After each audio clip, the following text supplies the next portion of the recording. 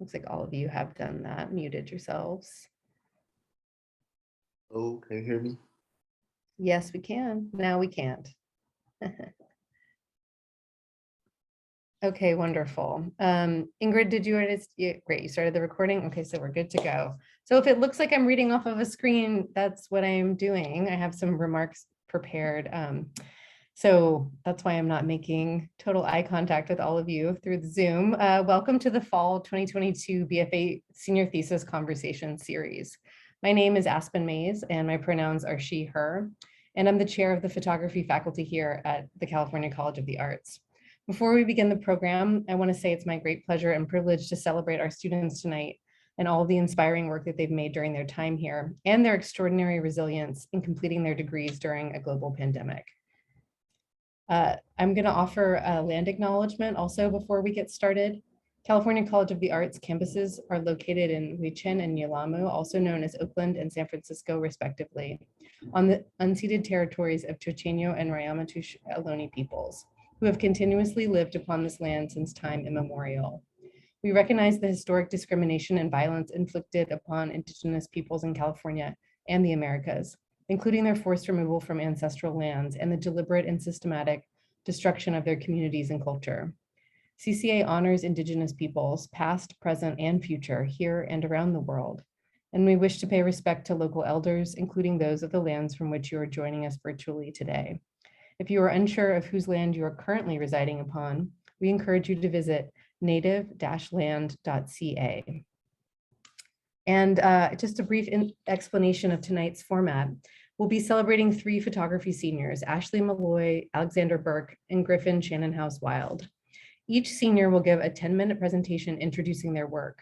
After each presentation, we will have a 10-minute conversation with the student, providing feedback and asking them questions. Please note that we don't have time during this event for a public Q&A, but we encourage attendees to drop comments and affirmations for the seniors in the Zoom chat. The chat transcript will be saved at the end of this event and will be sent to the seniors as a sort of virtual guest book. For the audience, please remember to keep yourselves muted during the program. And at the very end, I'll invite you all to offer a round of applause for our seniors.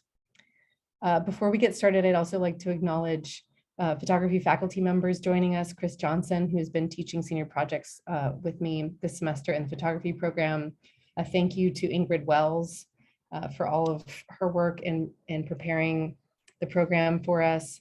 And I think I haven't checked through the Zoom in a moment, but I saw Shafung in there as well. So current faculty member as well. And anyone else I forgot, John Jenkins, nice to see you in here as well. And before we get started with the students, it's also a great pleasure to introduce our outside respondent for the thesis presentations, Sarah Wesson Chang. Sarah Wesson Chang is a curator, writer, and art historian. Following her graduate studies at the Institute of Fine Arts, NYU, she curated and organized numerous exhibitions at the Fine Arts Museums of San Francisco, the San Francisco Museum of Modern Art, and the McElvoy Foundation for the Arts. Select exhibitions include Paul Klee and Annie Albers, David Park and his Circle, the Drawing Sessions, Contemporary Optics, Olfer Eliason, Teresita Fernandez, and Anish Kapoor, and Image Gardeners. She has also contributed writing to numerous publications, including Once Upon a Time in America, David Park, A Retrospective, and Joan Brown, forthcoming in 2022. Sarah was born in San Francisco and lives in Mill Valley. So we're so honored and so pleased to have her join us today. And without further ado, we will finally hear from our students. Ashley Malloy is going to go first. And Ashley, whenever you're ready, you are welcome to share your screen and get started. Hello. Sorry, let me hide the chat. Just gonna pop it up there. Can everyone hear me? Cool. Yes. Hi. I'm Ashley Malloy, and I'm currently a senior in the photo program here at CCA. I've been making photographs for longer than I can really remember, since the adults in my life would often buy me disposable cameras or encourage me to practice using point and shoots when I was a kid. Image making is something that felt really natural for me as a means of communication and expressing myself growing up. And I spent most of my childhood going back and forth between wanting to be an artist and wanting to be a teacher. I've also always been really drawn to photographing people, especially the people that I'm around and that I love. When I was a kid, I'd round up all the kids in my neighborhood and dress them up and make them pose in my garden. So, oh, it's not letting me move through the slides. It was just a second ago, I'm sorry. Oh, I have to click on it. Okay, sorry, minor technical difficulty. Okay, so into my influences as an artist, Nan Goldin was my first ever favorite photographer. So I've always been really inspired by the way that she documents her friends and lovers. I've also been really inspired by the snapshot aesthetic used in her images and the way that she uses color in her work. Sally Mann is another favorite of mine. I first learned about her work when flipping through her book, Immediate Family, in the SFAI library as a freshman. She also made a lot of her work in Virginia, and while not all of my photos are taken in Appalachia, some of them are, and I do think that that's a theme in my work. I also want to talk about LaToya Ruby Frazier, who documents her family in such a meaningful way, and first captivated me with her big silver gelatin prints that were in the Soft Power show at SF MoMA right before the pandemic. I really appreciate her vulnerability in putting herself in the work alongside her family. And that's something that I've been trying to do as well. And finally, before I wrap up talking about my inspirations, I just wanted to mention Brianna, Tori, Race, Johnny, and Alex, who have been the studio managers while I've been in school. They've always supported me and helped me learn so many new skills. So I just wanted to give them a shout out because getting to be a work study for them has been such a big part of my education. So now I'd like to move into my own work, which has some autobiographical context that accompanies it. I grew up the oldest child in a family in Indiana. But like many families, ours was really complicated. My mom and I have had a really turbulent relationship, which had a big effect on how I saw myself and how I saw family as a young person growing up. Throughout the past few years, we've been working on repairing our relationship, and I love her very much. However, the context of this work begins with my experience of feeling unloved and unsafe within the family I grew up in, and ultimately leaving at the end of high school and moving in with my Aunt Jess and all of her family. So moving away from my mom and from Indiana was the hardest thing I've ever done. But I do think it was the right choice for me. This project isn't about leaving, and it isn't really about my relationship with my mom, but instead it's about what I found on the other side of that. And it turned out to be the best possible thing. What I found is a family that loved me so much that I learned how to love myself in the process. Family that supported all of my dreams and held me when I cried. Family that accepted me for who I am and wanted to see me succeed. Initially, I just photographed them out of habit and because I wanted to hold on to the moments of love I was experiencing. But as I progressed through school, I realized that I was more drawn to these images than anything else I was photographing. So I stuck to it as a long-term project. They've always been the most amazing collaborators on this. They took this project and really made it their own, often being really vulnerable in front of the camera. It's truly one of the greatest acts of love I've ever received to have them collaborate with me on this project just because it's something I love and wanted to share with them. I started to photograph Cecily and Sullivan a lot, especially because we have this really great collaboration and have so much fun making images together.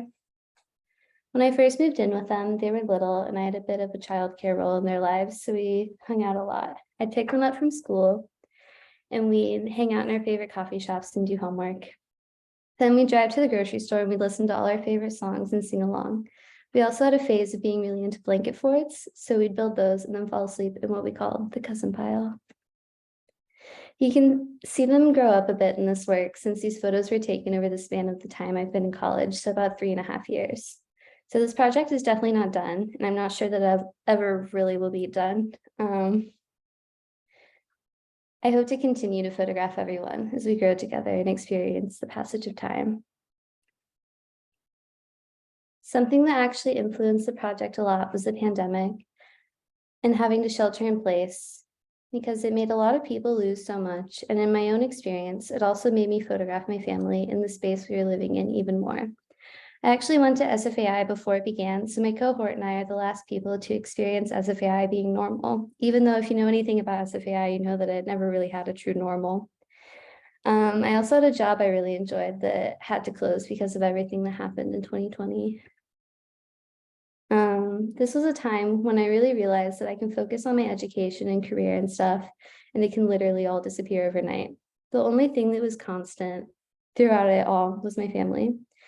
In this life, everything changes so fast, and the only thing you can really hang on to and trust in is love. And love can also change, but what I've realized is that working on these relationships and telling people how much you love them is so worth it, because loving people and being loved in return makes this wildly unpredictable life worth living and giving your all for. Making this work has become somewhat of a collaboration between everyone, which I really enjoyed getting to do with them. Sometimes all they do is squeeze the cable release, but it's so fun to have them do little things to make the picture happen. Or even when we come up with an idea for an image together, and then we kind of combine our creativity to make it happen. I also talk to Lydia anytime I don't know what I want to do with something, because they're such a creative person, and usually when I talk to them about stuff, everything falls into place, and I really appreciate that. Something that I actually started because of Lydia are these clay tablets that I've been making as a text for my show. They don't correspond to images directly, but instead just tell stories of moments when I felt really loved. I've actually learned recently that I really like working with clay. And when I print my photos, I mostly do it in the darkroom. So everything is physical objects that I have to alter manually, which I think makes me think of my photos as more sculptural objects. So it's important to me that things look handmade and like they could belong in a home together. So I wanted to make the writing like that as well. I plan to have more of these when my show is up at SOMARTS at the end of the month, but they aren't totally finished being fired and stuff. So here's just one example of the tablets I've been making. This one says, I believe that we carry pieces of everyone we've ever loved into the places we go and into the people that we become.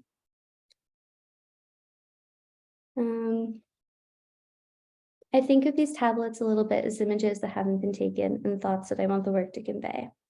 So this work is mostly silver gelatin prints, and there are also color images that are inkjet printed. For my thesis show, I want to set the space up to be reminiscent of a living room, so the photos will be hung salon style, and I want to have a table with some ceramic objects I've made, as well as having clay tablets and some plates with photo decals exhibited on the walls with the prints. And then finally, this is some information about my thesis show, which will open on the 30th of this month at SOMARTS. I'd really love for anyone that can make it to come out. I think the opening is going to be really fun, and I'm really excited for people to have the experience of seeing these prints in person. After school, I hope to keep working in the darkroom and with clay. I really want to go to grad school in a couple years, so I'm hoping to be able to make another body of work before then. I hope to stay close to the community at CCA. I really love it here. I feel really welcome. And I'm really excited about our new space in Waco, which has been great this semester. But I also hope to start printing at the Harvey Milk Photo Center and kind of be involved with a new community of people who print in the darkroom together. And I also hope to do some volunteer work, and I hope to have some kind of opportunity to work within arts and education, because that's really what I want to do. I currently work in a photo lab. I also plan to keep working on this project forever, as I mentioned before. Like, I think I'll just always photograph my family. But I also want to be able to photograph Indiana and West Virginia a bit more. So hopefully I can do some traveling, some hanging out. Yeah, and I want to photograph other people there that love each other and find other stories to tell. So that's all for my presentation. But if you have any questions, feel free to contact me at any point. This is my website and my email. And this is a portrait of me that my friend Jana took. So yeah, that's all. Ashley, beautiful work. Thank you so much for sharing. Should I continue to screen share, or should I exit out of it?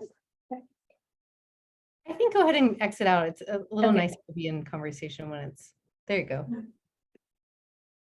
Thank you for sharing all of your images and the meanings behind it. I love the social documentary approach to your photography and your focus on loved ones, friends, and family.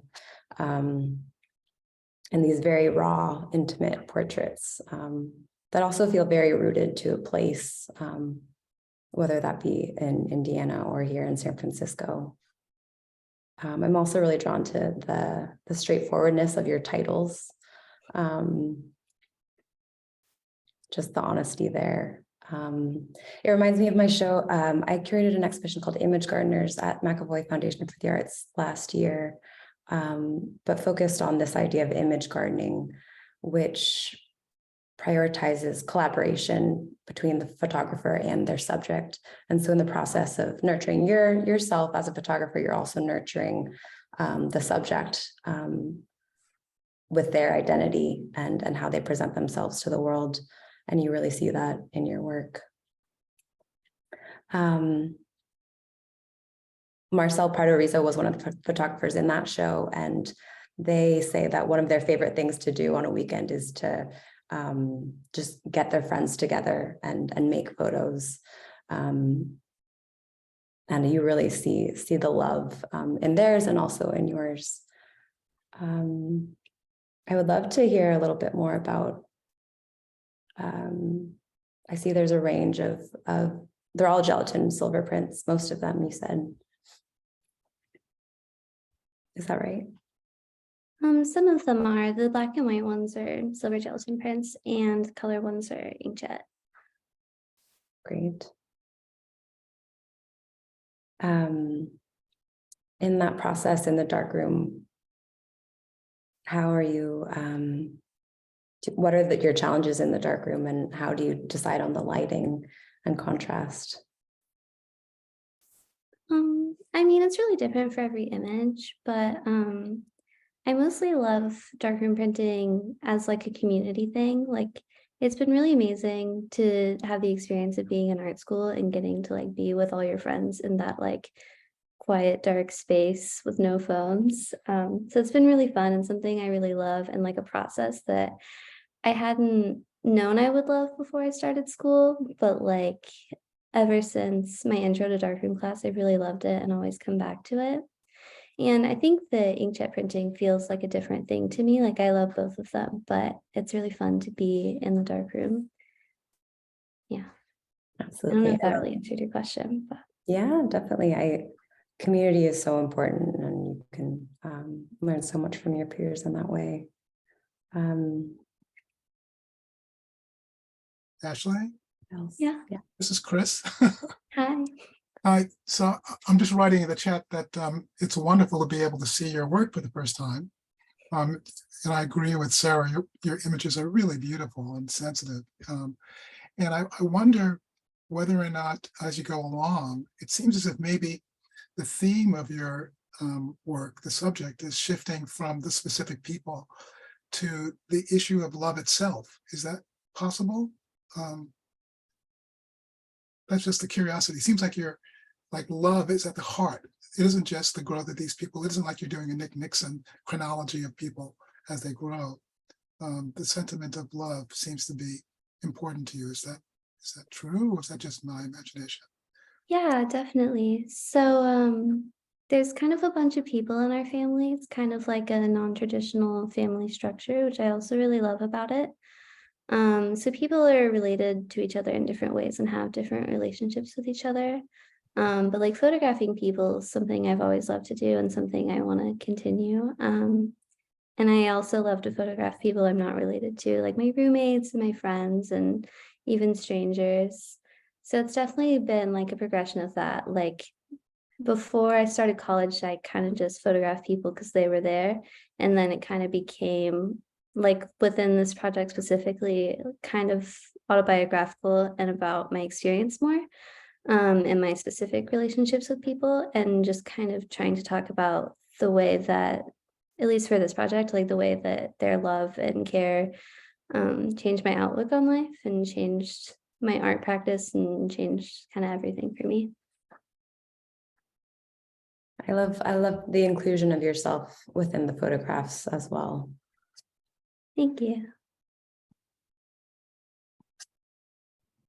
Hi, Ashley. I'm jumping in here. I'm getting in the mix too. Ooh, thank you. That was wonderful. I'm just going to jump off of what Sarah was saying. Maybe tell us a little bit about what it was like to include yourself in the work. I know just based on conversations, there was a little trepidation about appearing in front of the camera, and it feels really vital in this grouping that you showed. Tell us a little bit more about what that was like for you. Yeah, I mean, it was definitely a process. Like in our intro to darkroom class, my friend Stella was like, "Oh, you should photograph yourself. That would be amazing." And initially I was like, "No, thanks," because it's kind of hard to be a person and have a body and like photograph yourself and like be so self-aware in that way. But then I kind of got over it. Like I kind of realized it's just important to like show how I feel about people and just like be as I am rather than like trying to portray myself in a specific way. So I started doing that more towards the end because I also like wanted them to start taking some of the photos. So a lot of the photos I'm in, I had them like squeeze a shutter release and stuff, which I feel like is really fun. Because even if they don't like make a lot of photos in their life, like they're making this with me. And I think it's a thing we all created. So it's been fun to have them take the photos and get to be more of a participant in that way as well. Great. Also, congratulations on your show at Soma Arts. I'm curious how you're hoping to present some of the photographs and the ceramics, large scale, medium scale. Yeah. I made 16 by 20 prints and then like 3 smaller ones. Just because I don't have a ton of space considering the like limits of it. But I do have like so many photos, so I wanted to show as many as I could really pack in there. So I want to arrange it kind of like a living room wall, and then there's like 10 maybe. We'll see what all survives the kiln of the tablets. And then those are kind of just like in the mix with it. And then I wanted to have like a table with some other sculptures and like zines and stickers and things. So I want it to feel like a living space. Great. And in the future, after graduation, you said that you'll continue to document your family, but do you have any other specific communities or spaces that you want to focus on? Yeah. Yeah, like I'll photograph my family forever, and I'm really excited to see kind of what that turns into. And how we all age and stuff. But I think it's really important to photograph like other queer people who love each other and those kind of communities, because that's a big interest of mine. And I really want to do more research, and I'm thinking about trying to find queer communities within like Appalachia or the South and kind of hang out there. My grandparents live in West Virginia, so I'm kind of thinking about like just going there for a bit, Mm-hmm. Immerse yourself in a different culture. Yeah. Actually, I have an amazing former grad student that I worked with in Ohio that is also from Appalachia and is queer and is photographing their world there. So remind me and I'll put you in touch. I think you would really appreciate. Yeah, I would love that. Thank you, Aspen. Yeah, of course. But I also really resonate with what you were saying just now. I think that's something I've always loved about your work, that I remember when I was learning photography, I had a photo teacher kind of tell me like no one should ever be smiling in your pictures, like that there was a way of capturing somebody in a candid way that was, no one's allowed to be that aware or self-conscious to the camera, which of course, I mean, I think I was smart enough to reject that idea at that time, but I love that you're showing like the broad way that families can be and love each other, and it's just really incredible. It's not something that we have a lot of pictures about in culture. So I think there's something also that is really brave about showing that, and I really admire it. Yeah, that's a reflection of what I was trying to get at when I suggested that if your theme shifted from being specific to family to love itself, the dynamics of what it means to be in a love relationship and how that changes from different groups. I mean, if that becomes a curiosity, it could take you in really interesting directions. Well, I don't know if Sarah, if you have any final thoughts, or Chris, that's about all we have time for with Ashley. And I just also want to shout out, Ashley, I noticed some of your family members. I see their names in the chat, just shouting them out. They came to one of Ashley's openings and I felt like I was seeing celebrities or something. Worked with somebody for that long, but it's really great to see all. And I see some more photo faculty folks in the in the chat as well. So it's just great to have all of you here, all the alumni that are making comments. It warms the heart. It's really nice to see you all turning out for our students. Yeah, thank you all so much for being here and for listening. Thank you, Ashley. Thank you, Ashley. That was great. Thank you so much. Okay, Alexander, you are up next. So whenever you are ready, go ahead and share your screen and take us away.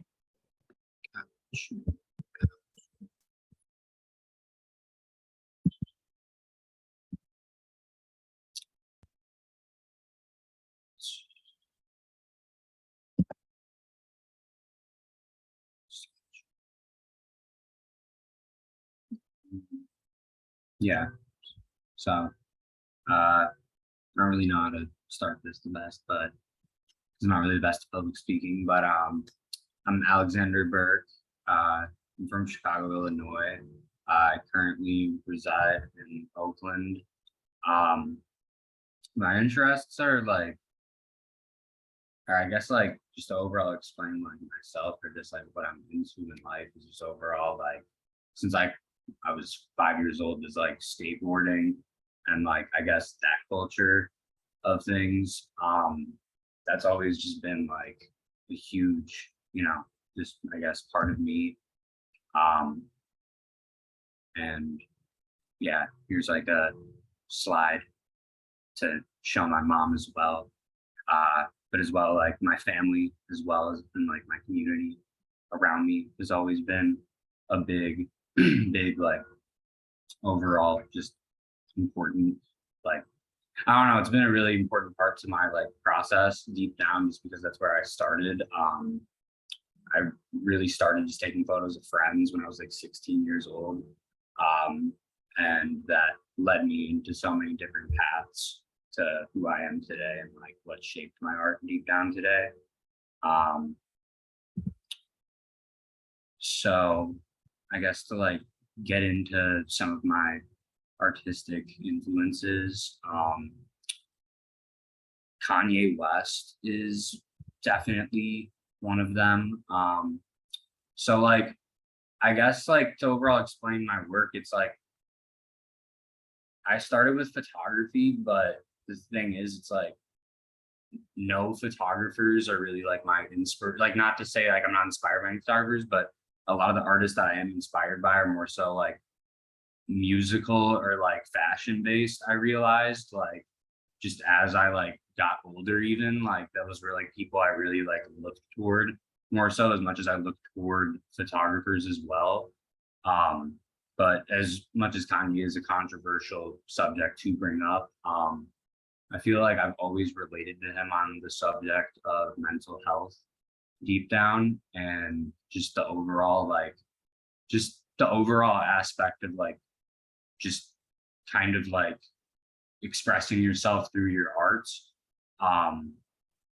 So that's always been like something I can remember since I was like 8 years old. Whenever like when my mom played Kanye for the first time, and when I was in the back of her car, I remember it was the Graduation album that like my brother put on my iPod. So like that's always been a big part. And Takahiro Miyashita as well. That's been a huge influence on me as well. His whole story, he came from like a background where it's like in like Japan or like Japanese culture, it's not really accepted, I guess, to like, or I guess in like, his upbringing and everything, it wasn't accepted to be into like rock and roll or like any of the stuff that he wanted to be into. And he kind of broke out of that as he got older and started doing things with fashion. And he was the creator of the brand Number 9. He makes his own clothes today. Yeah, those are just really big influences to me, just because their overall background and story, I feel like just really like relates to my work as much as they do different things. But yeah. So these are some finished works of mine recently. This one was called Manic Feelings. So this was made like during like kind of a weird time because I wasn't in school. It was a lot going on at the time. just to like keep it simple as that. But that's kind of why I feel like it was called Manic Feelings, or I like ended up like calling it that at the end of it, just because like that was like a lot of a lot of it had to do with a lot of just like the mental health things and like my own PTSD, I guess, that I was going through, and things that I've dealt with in the past, and like just overall like loss in a sense.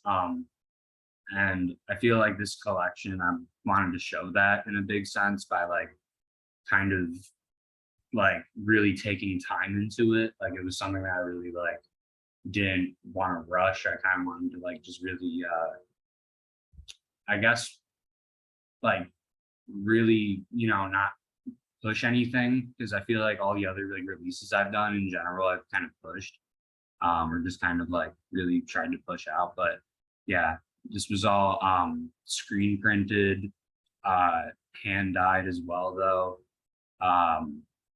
Yeah, so I was just in those works. This is some mixed media work. This had kind of a lot to do with like the experimentation kind of process thing. Like that's always been a big aspect of my work too, I guess. Like as I got into stuff, was always like trying different things, or like I guess kind of like not just doing one thing like, oh, okay, I'm gonna just go screen print a shirt, or I'm just gonna go, oh, do this. Like I feel like that's always been, you know, something. So at least for this, this was like a whole like Photoshop process through like scanning and just with like photos from like 2 film photos that I had, and I just put them together in Photoshop, and I like incorporated them like that. But yeah. And then this was like my overall thesis work that I wanted to show, or like my photo work that I guess that I wanted to put up. So like a lot of this was like, I guess like go through it all in a big way.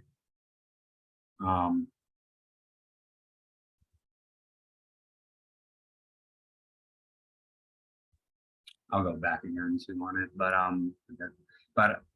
like I guess that's like a big thing within my photos, I guess, that I was trying to like get back into for a while, because I felt like I fell out of really finding a love for photography deep down for a minute. Kind of like I was on like the path, I feel like it really focused on like branding my work rather than like actually, I guess, like just going out and taking photos naturally, or just doing stuff, you know, and that was like how I started really. So I feel like a lot of this work was, you know, it just felt at home to me, because it felt like for once I was like comfortable and able to be like, all right, like I'm just gonna go out and take photos and like not expect like any type of like outcome from it, or any type of, you know, crazy thing from it. And yeah, my overall like, I guess like direction for after school and for like just the future in general is want to work on my brand more, and I want to work on my art more, but I as well want to do like so many things outside of that. I want to focus a lot more on like pop-ups and galleries, and like my goal for the future is I want to like have stores for my clothes essentially, and like do things along those lines. But that's like where my head's at, I guess, like right now, is just really like working on like my brand, and really working on my arts, and just really working on those types of projects. And yeah, I want to have at least like some books out too. That's definitely a goal as well after. But yeah, that's definitely like where I'd say I'm at with everything mentally in my work. But yeah. And this is where you can contact me at. And yeah. Thank you so much, Alex. And it might be nice actually to keep the slides up while we talk about some of the work. Oh If yeah, you, for sure. Scroll back to the manic feelings. But overall, really, really interesting work. And I love the merging of fashion and streetwear and underground culture and documentary photography. But this work is really interesting to me. And I'm just curious if, so these are presented as not photographs, but as the objects themselves. Yeah, essentially. I mean, I made a lookbook series from it as well that I'm going to be putting in my gallery, but as well, like the gallery show that I'm going to be like, that's going to be incorporated into it a bit. But yeah, like I kind of want to just like display the work more, or I guess display like that side of my work, because like all the stuff that's in the like, or all like the designs were from my photos, so I guess that's where that was like coming from in a sense. I really love them as photographs, and this kind of just repetition of one object and the monotony of daily life, and this reference back to mental health and kind of this daily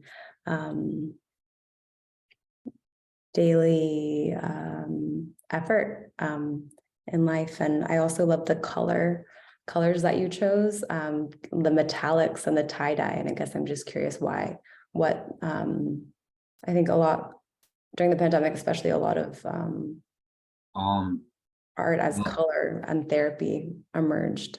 I'm just curious your thoughts on tie-dye and metallics. So one thing that really came from it was like, this hand actually was broken at the time, and I remember I was like going through some whole thing where I was like, all right, like I can't even like sew right now or like do stuff properly or whatever it is. So it was like, that's what I'm saying. It was like a really weird time during that whole like process of that. But that's why I started dyeing clothes, actually, because when my hand was broken, I was like I was like still in so much pain from it, because it was like the pinky and this that was broken. So I would just dye clothes, and it would just be in like hot water, and it would just be in my backyard. Like I would literally just be like, I was just so yeah, that's kind of where that came from.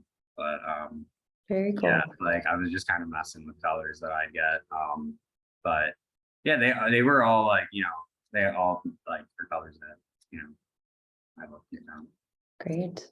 And the next piece, the mixed media piece, is really, you want to scroll? Yeah, is really lovely play of presenting loss and presence, and also with this kind of change of the seasons and also the urban landscape. And I'm curious if you ever play with double exposures or experimental methods of your other photographs in the darkroom, or if you're the thesis project is digital.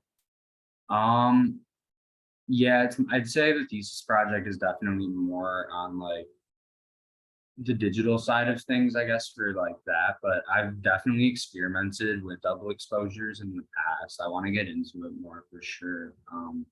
This was just something I got into during the pandemic, actually, like because I didn't have access to a dark room really. So I was really just like, because all I had was like a scanner at home at the time. So I was basically just like kind of living with doing stuff with that, if anything, so.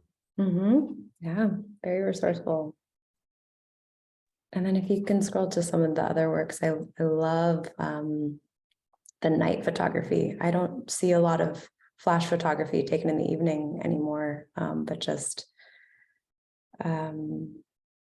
those snapshots feel especially intimate and almost voyeuristic into this underground or your community.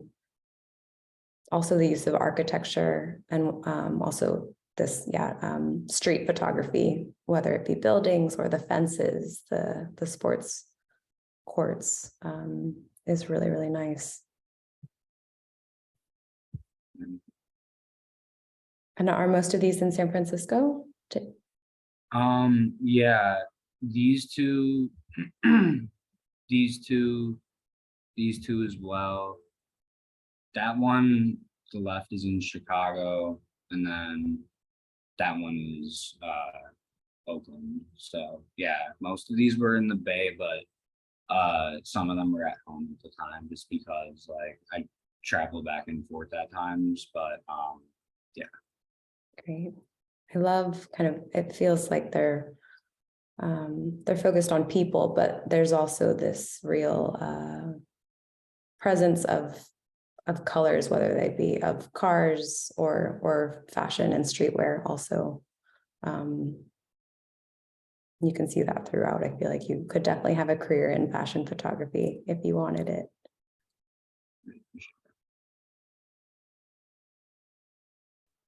I guess another question, who is your main audience? Who do you make this work for? I know you mentioned it's for you and mental health, but I'd love to hear what you have, yeah, what you think. I kind of make it for, like, honestly, I make it for kids that want to get into anything that I do or anything that I like, any type of avenue that, you know, they feel like they want to get into in life. Just because, like, I feel like I don't know, I want to be like the type of artist too, I guess, to where I'm like, you know, you like kind of gives off that attitude as well, where it's like, you know, you could do this too, you know, like it's not like, you know, that's kind of like my whole goal, like kids that are younger than me who like look at this and are like, oh, what, that's dope, or whatever it is. They're like, you know, that's really like, or even people that are older who, you know, like haven't got into something like this or whatever. I overall just look at it like that. Like I really make that, I make art for that, where it's like because that is really what like makes my day, or would like make, you know, makes my like kind of thing at the end of the day, because that's like, yeah, that's overall like everything to me. Is like, I guess, motivating like the next person to not feel like, oh, like this is impossible, or like I can't do that. Yeah. Great, thank you. Oh, sorry to cut you off there, Sarah. I'm going to chime in here. Alexander, that was wonderful to see your work. And that was such a refreshing answer that you just gave. That was really inspiring. I think it's easy to come through art school or undergrad and think you have to be super protective of every idea that you have. And I think for you to say it so articulately, that it's actually about inviting other people to participate, is really refreshing. I think that shows in the pictures too. I think that there's a sense of community and a sense of invitation in the way that you're photographing these and making these portraits, that is also really speaks to what you just said. I was hoping you could tell us a little bit about how you're thinking about scale, or like how big are these pictures, and especially that mixed media one, like where does it end up in terms of like a physical object or a print? How big is it? So when I plan to put these in a gallery, I would like, you know, for, I guess, like how big they are, I would really want them to be like movie poster size, just because I love that type of style. But as well, like I do really love as well the small like 8.5 by 11s. That's really how I make like most of my prints whenever I am in like any type of lab, just to make them quick usually, or just because it's also like a thing that I do with my brand at times is like I'll usually like if like people will spend a certain amount of money or more, I'll put a print in with for free with it, or like so I yeah, so I guess like I like small prints too, so yeah, it really just depends, I'd say. But I really appreciate that though. I really appreciate Yeah, you're Love welcome. the movie poster idea, because it almost feels like it's glorifying your subjects in a way. Oh yeah. Yeah, the one photographer that inspired me to do that is Donner Stahl. He does like a lot of his stuff like that. But yeah, that's like something I'm definitely inspired by, I guess, in scale. Awesome. Well, Alexander, thank you so much. What a pleasure. And despite you saying this wasn't your strong suit, I think you did a really nice job presenting your work. So thank you.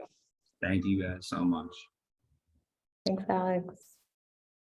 Thank you, Alex. That was a great job. Thank you guys. I love the chat. It's really, keep it coming, everybody. I love to hear all this encouragement and comments for everyone. Griffin, you are most invited to bring us home this evening. Take it away whenever you're ready. Okay.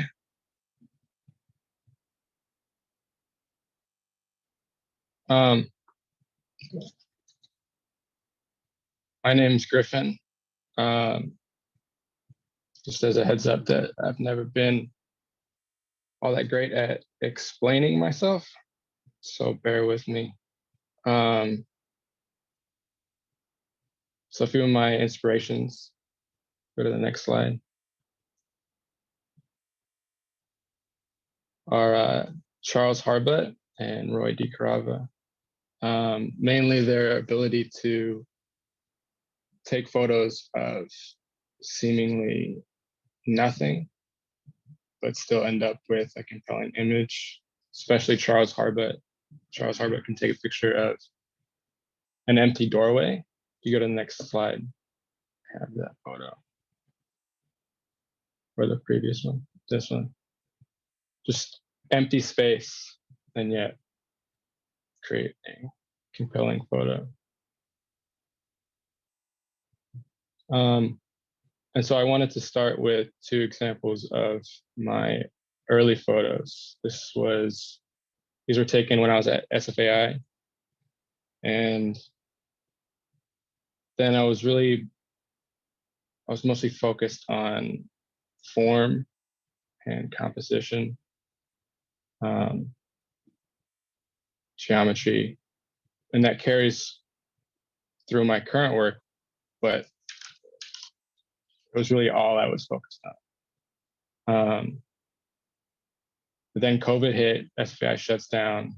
I decided to take a semester off before I transferred to CCA. And I've come to regret doing that because it killed all of the momentum that I had, all of the motivation. And I look back at the work that I had, I realized how much I relied on school in my practice, where all of the photos that I was taking were for an assignment or for a project. So I didn't have any photos that I considered mine, that I considered, I don't know, artwork. And I look at these and I'm happy with them. I consider them successful photos, but I don't consider them mine. So then when I got to CCA, I wanted to do something personal. So if you go to the next slide. So I decided to make a book focusing on the part of San Francisco that I'm from, which is the Sunset, or Outer Sunset, Ingleside, and the Excelsior, but mostly the Sunset. And the reason that the title is a little ambiguous, I refer to the Sunset as the outbound, because I didn't want the final book to be about the sunset or to be even about San Francisco. It was sort of an exploration of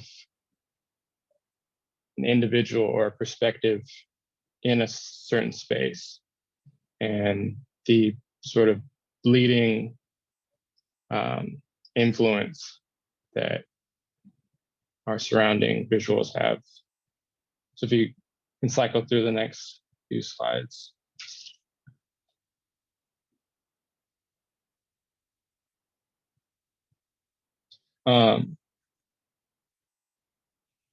And so when I presented these in a few of my classes, I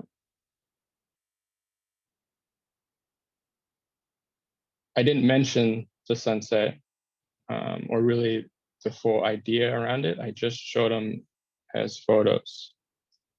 And I didn't mention the sunset because I didn't want it to be about that, but I didn't mention the full idea because I couldn't really express it yet.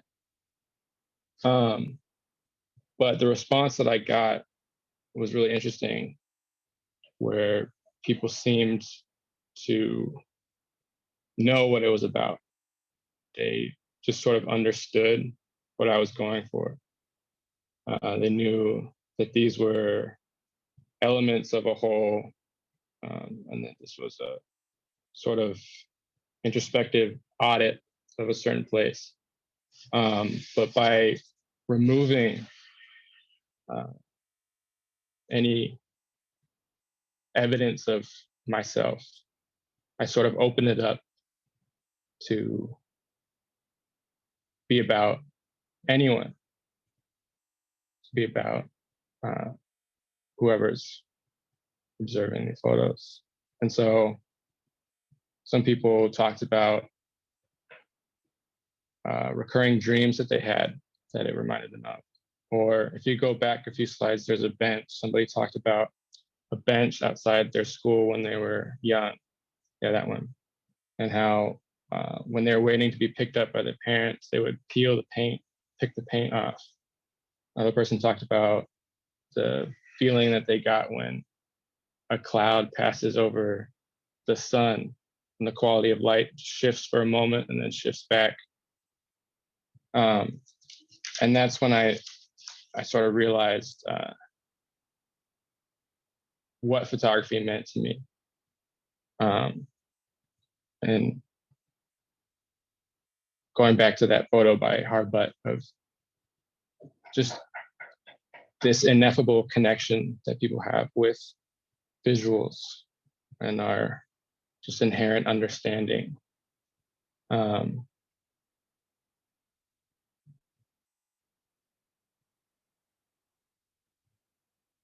don't know, that's what I love about photography. And so if you go to the next slide, my thesis work, I wanted to expand that even further,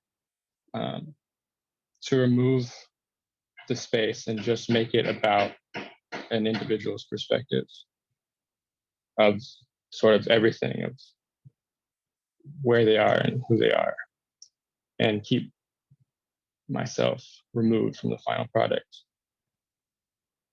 So you can just keep cycling through.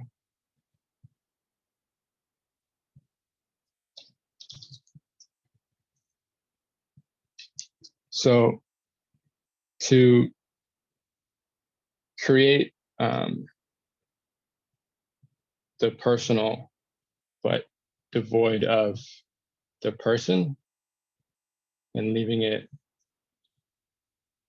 open to the viewer and however they want to engage with it. I want to capture that inherent connection that I think is compelling about photography. Creating images that on their own or as a whole, where at least, I don't know, a few people can say, when they look at it, they say they understand, or I get what that is, and I felt it too.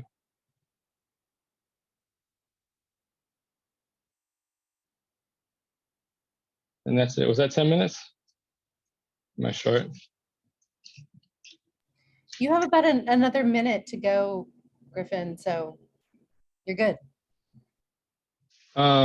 Okay, I'll talk about, I've shown these photos and some others that I have that I left out twice.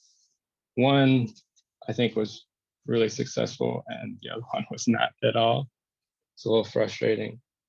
But I guess that's also valuable too. So I don't know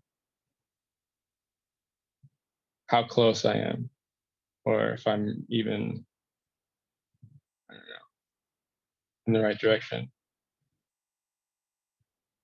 But I hope I am. And then that's my contact, and you can follow me on Instagram if you want to. Thank you so much, Griffin. Beautiful, beautiful selection of photography, and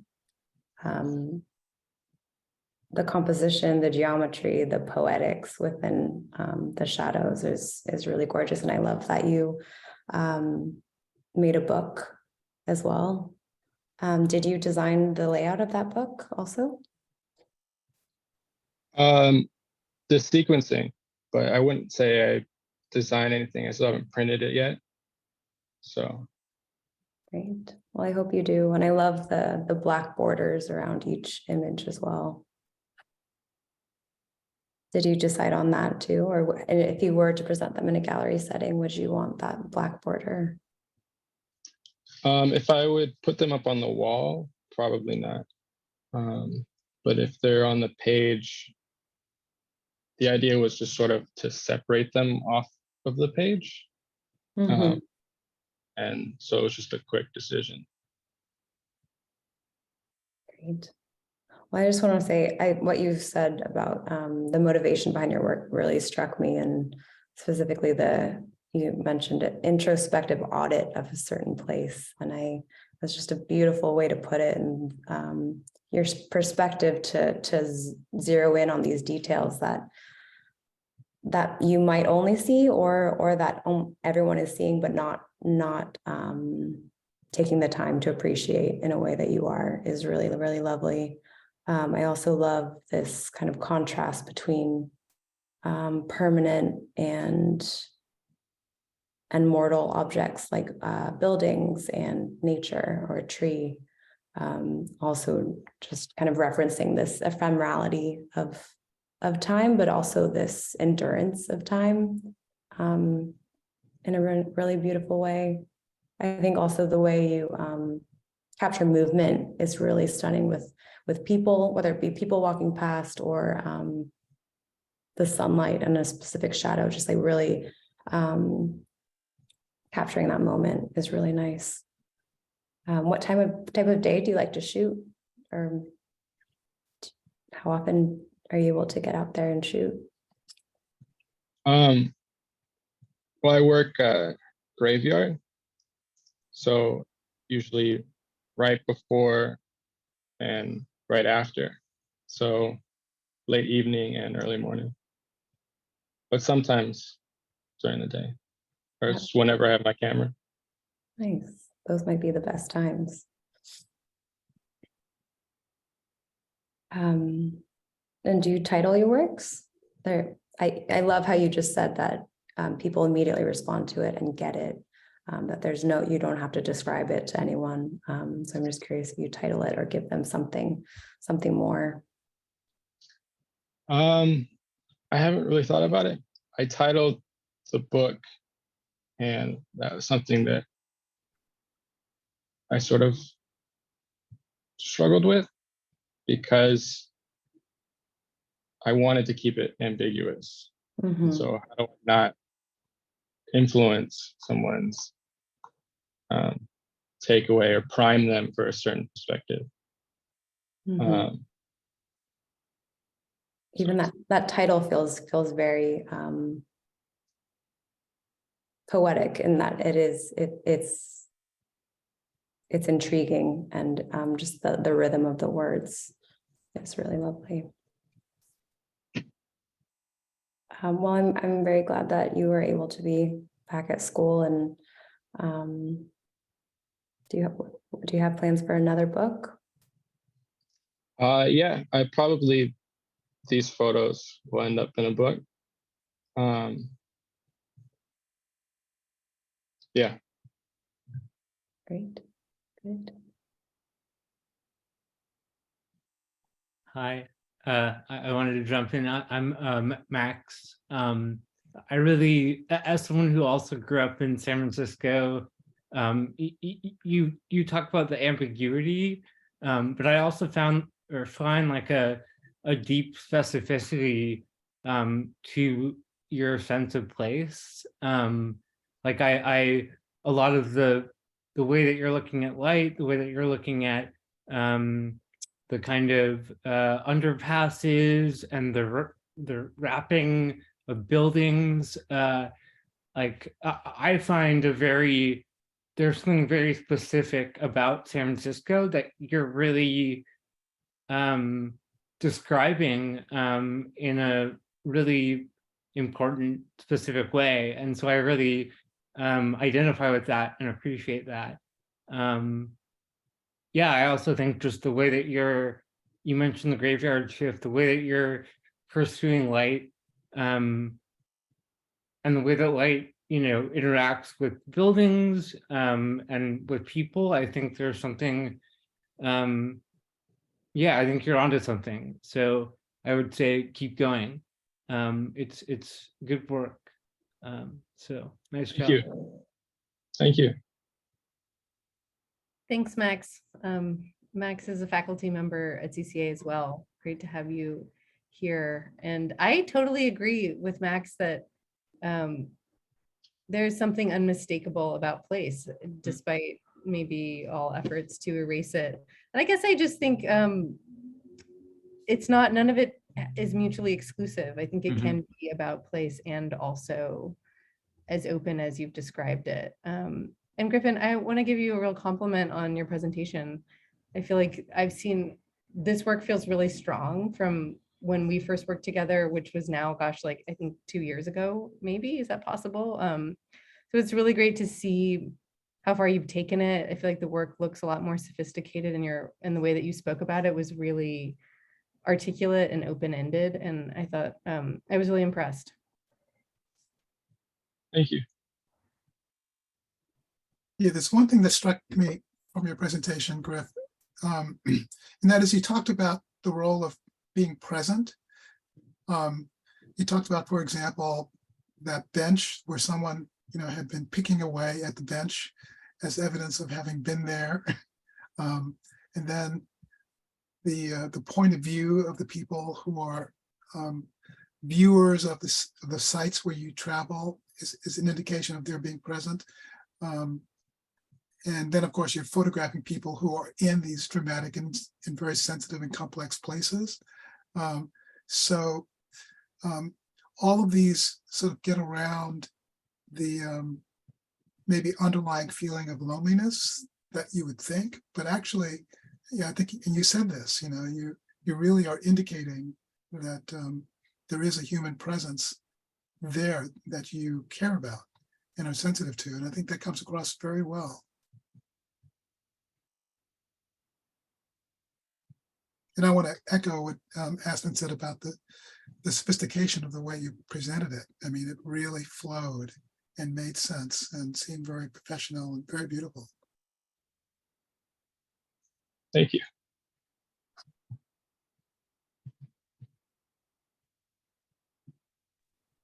We probably have time for 1 or 2 more comments or questions. Sarah, if you have anything that you wanted to add, or Chris, we have a little bit more time in case you want to add anything else.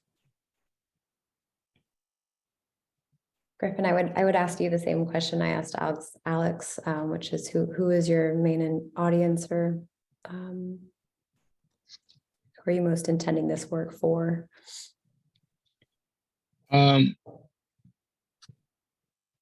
First, I mean, I make this for myself, but as far as an audience goes, whoever's interested, whoever takes the time to look at it, it's for anybody.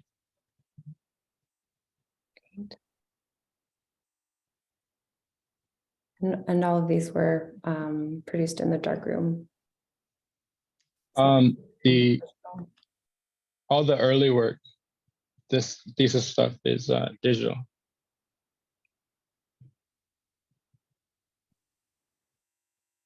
Great. And do you prefer digital, or in the future, are you hoping to work more with darkroom? This is the first time that I've ever worked with digital. and it's exciting and frustrating. But I guess so is film. I don't know how I feel yet, but it's fun. Good. Well, they're beautiful, and I think the chiaroscuro and the contrasting of the black and white shadows is really nice, just to bring out those geometric lines. Congratulations. Thank you. I guess it's worth mentioning that you clearly are an unrepentant, you've made a commitment to black and white. There's no, you seem unconflicted about the choice of sticking to black and white. And I think it comes through with a kind of purity and clarity that is very strong. Thank you. All right, well, thank you so much, Griffin. And I'm appreciating the chat as I have all night, and a big shout out to all the SFAI transfers. All of you that went tonight were from SFAI, and I just have learned so much from all of you. I really feel like you've all brought so much to the program. And like I said in the chat, not least of which, perseverance and resilience and transferring and navigating so many different transitions, and to see all of you tonight also in making strong work in spite of or because of all of that. So it's really amazing to see, and we're grateful that you're here. Yeah, what a great night. I mean, it was so nice to see everybody's work, to see where you've taken it. I can't wait for the BFA thesis show coming up, opening on November 30th, right? Ingrid, John, do I have that right? Everybody, November 30th? I'm just trying to get out of. Confirm that before I send you out of here with false information. And also, Sarah, thank you so much for being a respondent tonight. It's really valuable to get an outside perspective for students who haven't. I think we get so used to being in conversation with the students that it's just so refreshing to have somebody come in and offer, feedback and suggestions from a fresh perspective. So we loved having you here. My pleasure. Thank you so much. The Summa Arts Senior Installation Exhibition Reception, lots of ends, is 5 to 7:30 p.m. on Wednesday, December 7th. Okay, totally had the wrong date, so I'm so glad you looked that up. Apologies, everybody. Great. Let's throw that in the chat too. That please come out and support the students that you saw tonight. They'll all have work in that thesis show. It's going to be a really fun, exciting evening with majors across the college, fine arts majors across the college. So it's going to be an awesome night to celebrate CCA students and to see all of their work. Did I leave anything else out? What are we missing? Oh, Yeah. I had that screwed up. It was November 30th. I'm sorry. We have. Oh my gosh. Is everyone thoroughly confused? Is everyone like nervous and paranoid? Also, if you're having your show, did you just have a small heart attack? Although it would have been more time had Ingrid been right. I'm sorry. We're going back and forth about a couple different dates. Wednesday, November 30th, 5:30 p.m. Soma Arts, 7:30 p.m. Ashley, see you there. Yes, everyone. What's going on? Breathe in, breathe out. We've also got a few more thesis talks coming up, not specifically in photography, but in some of our other majors. That's all available on the portal. So if you enjoyed this tonight, feel free to jump in and see what other folks are doing. But thanks everyone so much for coming. It's such a pleasure to see you all. Thanks, alumni. It was great to have you here. Current and former staff. Shout out Brianna, Race, Tori. Hey, Brianna. It's so good. So good to have you all here. Okay, be well, and we'll see you soon. Thank you. Everybody. Bye. Thank you. I miss you all. See you soon-ish.